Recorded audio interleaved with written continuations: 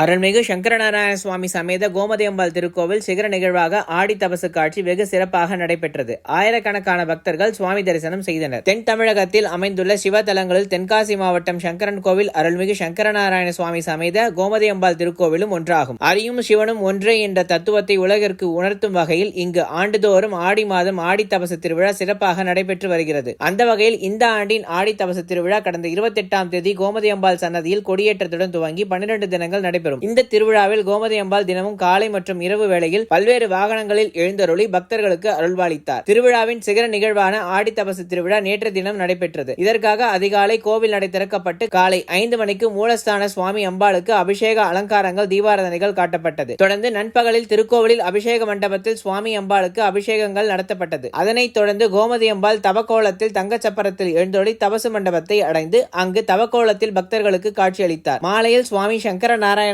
வெள்ளி ரிஷப வாகனத்தில் எழுந்தருளி தெற்கு ரத வீதி வழியாக தபசு பந்தலை அடைந்தார். அங்கு சுவாமி அம்பாள் மாலை மாற்றும் நிகழ்வும் புது வஸ்திரங்கள் சாற்றி பஞ்சமுக தீபாராதனை காண்பிக்கப்பட்டது. முதல் காட்சியாக அரியும் சிவனும் ஒன்று என்னும் தத்துவத்தை உலகிற்கு உணர்த்துவதற்காக சுவாமியை அம்பாள் 3 முறை சுற்றி வந்து பின்னர் சுவாமி அம்பாளுக்கும் உலக மக்களுக்காகவும் சங்கரநாராயணாக காட்சி கொடுக்கும் ஆடி தபசு நிகழ்வு நடைபெற்றது. அம்பாள் மீண்டும் தவசு மண்டபத்தில் தவம் இருக்க இரவில் சுவாமி வெள்ளி யானை வாகனத்தில் எழுந்தருளி அம்பாளுக்கு சங்கரலிங்க சுவாமியாக காட்சி கொடுக்கும் 2ஆம் தபசு காட்சி நடைபெற்றது. தன் தபசினால் மணவாளனை கண்ட அம்பிகையும் மகிழ்வுடன் சுவாமியுடன் கோவிலுக்கு எழுந்தருளினர். தபசு காட்சியில் பக்தர்கள் தங்கள் பகுதியில் விளைந்த பருத்தி, மிளகாய் போன்ற விளைபொருட்களை அம்பாள் மீது வீசி எறிந்தனர். சங்கரநாராயண சுவாமி கோவில் ஆடி தபசு திருவிழாவை காண தமிழகத்தில் பல்வேறு பகுதிகளிலிருந்தும் பல்லாயிரக்கணக்கான பக்தர்கள் இங்கு குவிந்தனர். திருவிழாவின் ஏற்பாடுகளை அறங்காவலர் குழுவினர், கோவில் நிர்வாகத்தினர் மற்றும் மண்டகப்படிதாரர் சிறப்பாக செய்திருந்தனர்.